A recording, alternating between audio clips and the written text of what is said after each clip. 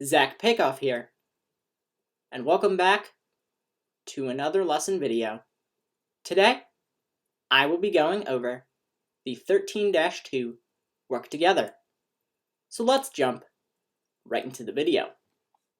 Okay, so as I had stated before, I'm going to be going over the 13-2 work together.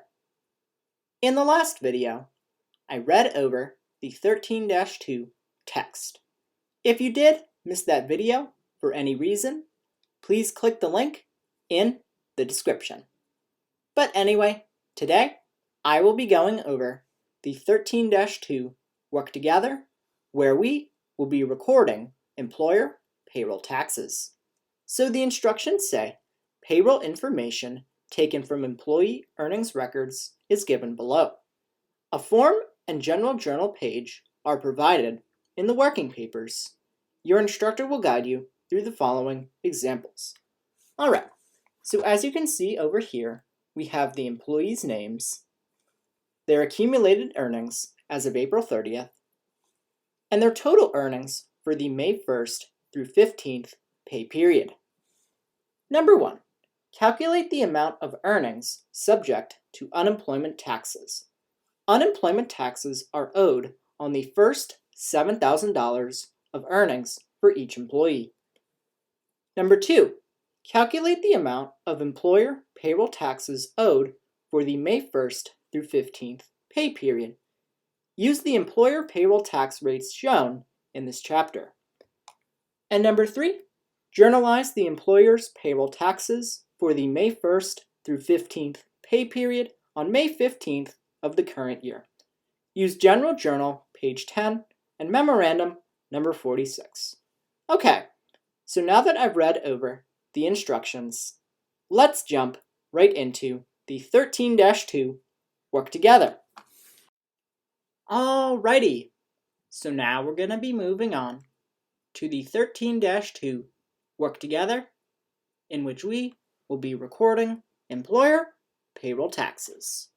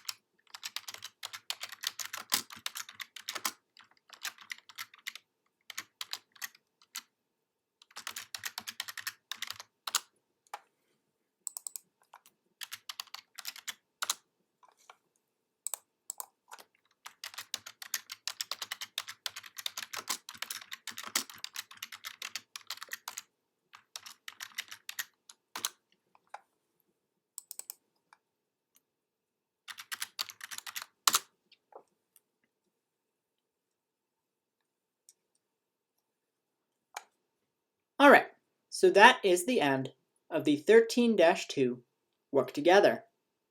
In the next video, I will be going over the 13-3 text. Okay, thank you.